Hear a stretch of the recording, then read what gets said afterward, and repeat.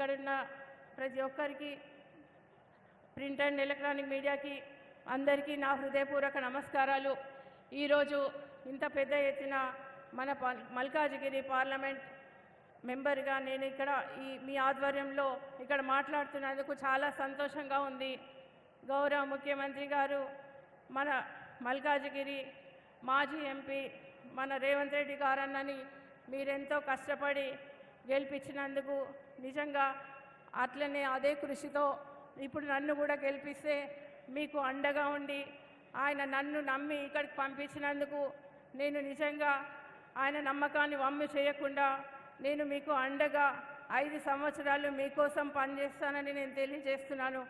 ఎందుకంటే మల్కాజిగిరి పార్లమెంట్ గత 10 సంవత్సరాల్లో ఎలాంటి అభివృద్ధి చెందక చాలా వెనుకబడిపోయింది. కాబట్టి ఇప్పుడు అభివృద్ధి చేసే అవకాశం మనకు వచ్చింది. కాబట్టి గౌరవ ముఖ్యమంత్రి రేవంత్ రెడ్డి గారి సహకారంతో మన సెంట్రల్ గవర్నమెంట్ ముఖ్యంగా సెంట్రల్ గవర్నమెంట్ సహకారంతో ఇక్కడ నిధులు తీసుకొచ్చి పెద్ద ఎత్తున డెవలప్ చేసే అవకాశం వచ్చింది. కాబట్టి తప్పకుండా నేను మీకు అండగా ఉండి మల్కాజిగిరి ఏరియాని చాలా అభివృద్ధి చేశామని నిర్ణయించుకున్నాను. అన్న రేవంత్ రెడ్డి అన్న, ఇక్కడ మల్కాజిగిరిలో చాలా పెద్ద సమస్యలు ఉన్నాయి.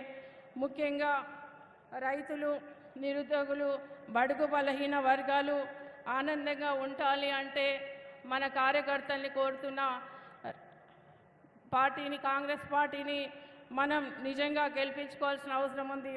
గౌరవ రేవంత్ రెడ్డి గారు నేను కోరేది ఏంటంటే మనం నిజంగా చాలా వరకు మన మల్కాజిగిరిలో మన మేడ్చల్ ఏరియాలో నేను చాలా వెళ్ళినప్పుడు అక్కడ సమస్యలు గ్రౌండ్ వాటర్ లేక నీళ్ళ సమస్యలతో చాలా ఇబ్బంది పడుతున్నారన్న.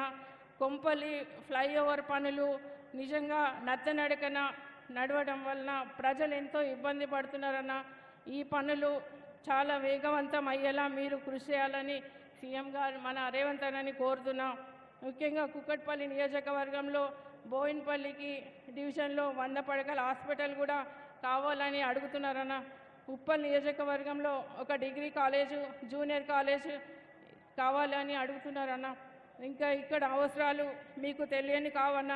ఎల్బీ నగర్ నియోజకవర్గంలో తాగునీటి, పారిశుద్ధ్యం, ట్రాఫిక్ సమస్యలు కూడా ఎక్కువ ఉన్నాయన్న.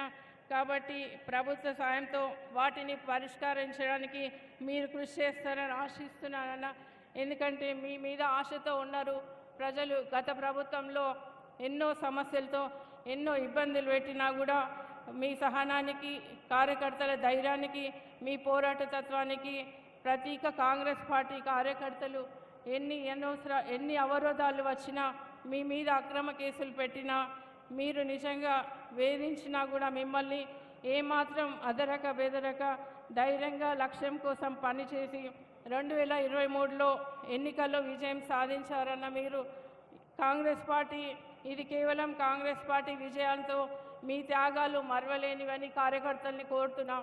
అదే ఉత్సాహంతో ఇప్పుడు కూడా కృషి చేస్తే నేను కూడా మీకు ఎలక్షన్లోపు మీరు 25 రోజులు కష్టపడి పనిచేస్తే నేను కూడా పార్టీ కోసం పార్టీ బలోపేతం కృషి చేస్తూ నేను కూడా మీకు 5 సంవత్సరాలు అండగా ఉండి మీ ఇళ్ళవెళ్ళలా మీ సమస్యలు తీర్చడంలో నేను ముందుంటానని తెలియజేస్తున్నాను.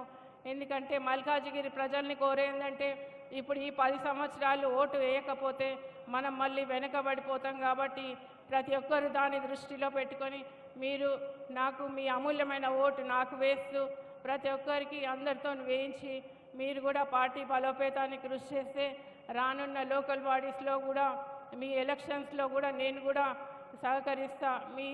మీరు పిలవకున్నా కూడా నేను మిమ్మల్ని గెలిపించడానికి క్యాన్వేజింగ్కి నేను కూడా కృషి చేస్తానని తెలియజేస్తూ ఈ అవకాశం ఇచ్చిన మీ అందరికీ నమస్కారాలు తెలియజేస్తూ జై కాంగ్రెస్.